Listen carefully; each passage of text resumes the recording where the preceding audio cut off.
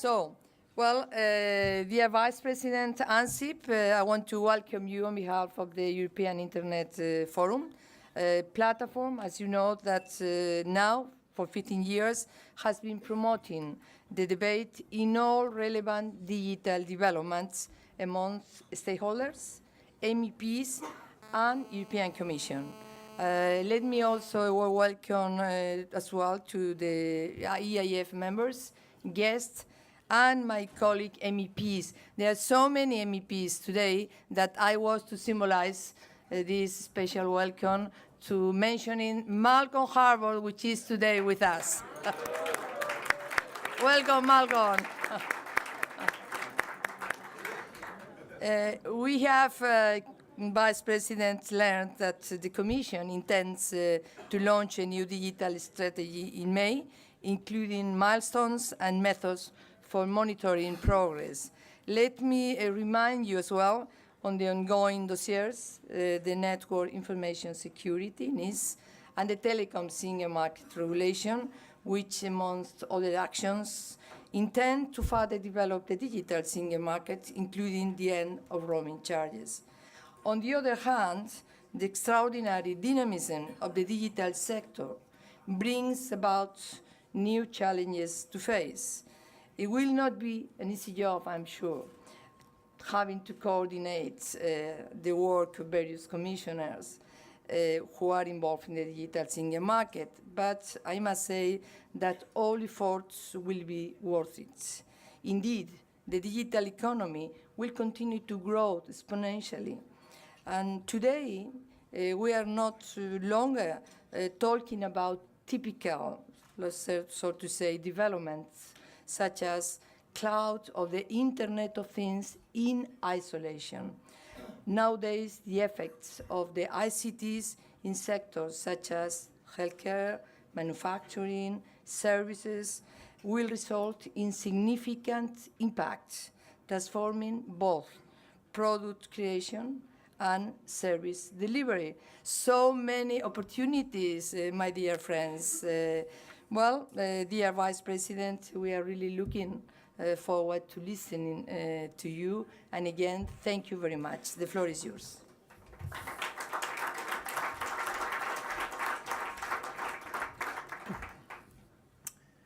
Thank you. I'm so sorry. I didn't know that you have to just to stay and to listen. I thought that you will have very comfortable chairs to listen my prepared speech, but it will last only 10 minutes. So, ladies and gentlemen, this month tragic events in France shocked the world, not only Europe. They reminded me of the global power and reach of the internet and of how it can be abused by some as a vehicle to fuel hatred and violence. Freedom of the media, including the internet, is a vital channel for the freedom of speech. This fundamental principle requires protection and respect. Protection of the internet as a forum for free expression. Respect for the law, so the internet is not exploited for hatred and incitement. As Vice President in charge of the digital single market, it is my responsibility to make sure that we create a safer internet for Europe as we embrace the digital revolution. A more trustworthy environment for our citizens and businesses. Safety and security in the online world are paramount. Trust is a must on all levels. Whether we are fighting against cybercrime or extremist websites, working to prevent the misuse of consumers' personal data, or strengthening the rights of online shoppers across the European Union. Europe needs a reliable and safe internet. because every sector of society now uses digital tools and online networks. We cannot get the best out of the opportunities the internet offers if we do not trust it or if we are unable to connect properly with each other. If people do not or cannot trust e-services, they will never use them. This is one of my main tasks as we build a digital single market and make the most of the growing potential of the internet and new technologies. My vision is for a digital area where goods, people, services and capital can move freely, where everyone can access and carry out online activities across borders and with complete ease, safely and securely, where there is fair competition regardless of nationality or place of residence, underpinned by a clear legal structure. Unfortunately, we are still a long way from achieving that vision. There are still too many barriers and restrictions, which means that Europe is losing out on unexploited potential. Just as an example, let me mention Europe's rules on copyright, which need to be updated to make them fit for the digital age. It is more than frustrating when you are unable to access online material, music, films, anything that you have paid good money for, when you travel to another country and find yourself blocked from doing so. Today's copyright rules also vary a great deal around the EU's 28 countries. There are so many national exceptions, differences and limitations that the system is not workable for pan-European market.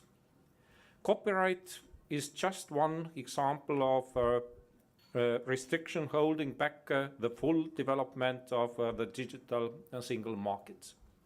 But there are many others.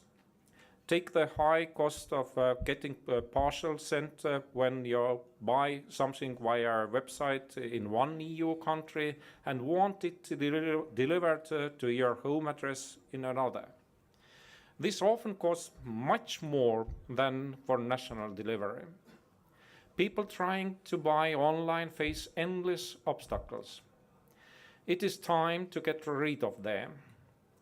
Most have already gone in the EU's physical markets. Why not yet in the digital? All that is possible in physical single markets must be possible in a digital one. The single market is the foundation for the European Union, but it is not yet working properly in digital contexts. And to remain relevant, the freedoms of the EU single market have to go digital. The challenge ahead is to transform Europe's physical internal market into a digital one. We will meet this challenge head-on with concrete and practical initiatives to encourage trust and choice, competition and growth, predictability and compliance, the secure and free flow of information and data across borders. I am working with a group of fellow commissioners whose areas of responsibility touch on digital matters to draw up a strategy for the digital single market. We will present this strategy later during Latvia's EU presidency. It will contain several thematic strands. I have already mentioned two of these: building trust and confidence, removing restrictions. It will set out how the Commission plans to move forward over the next 5 years and include plans for new legislation and the updating of existing laws. We will also work to build the digital economy, looking closely at cloud computing and the data economy as a focus for revitalizing European industry. We will promote e-society so that Europeans have the skills to get ahead in the digital age and make sure that more investment goes into ICT research and innovation. However, none of these objectives can be achieved without a properly functioning single market in telecommunications. World-class networks and services to underpin the delivery of digital services across all of Europe. Seamless communications and online access. Fast, reliable, and secure for every home and every business. Connectivity everywhere. We need it for Europe's competitiveness and to improve the provision of public services. A single telecoms market is an essential building block of the digital single market. Without it, we cannot achieve the rest. There are 3 main problem areas to be tackled. Irritating roaming charges when people go online and communicate from a different EU country. Inconsistent policies across the EU that mean we are not maximizing our wireless capacity. A lack of net neutrality. On this last point, let me return to what I said at the start. The internet is universal and should remain free and open. We should put this principle into law to make sure that it stays that way. The digital single market should be a free and open space that anyone and everyone can access without restrictions. Individual liberties are at the heart of everything we do in the European Union. At the same time, freedom of expression is also about freedom of innovation and being a digital entrepreneur. The digital single market aims to stimulate both of these for the benefit of Europe's people, business, and wider economy.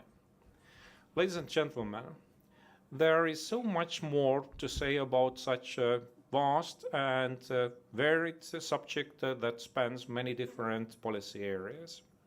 I know that you will have your own questions and views about how Europe should move ahead with building the digital single market. I look forward to hearing them. Thank you for your attention. I'm happy to take your questions. Thank you.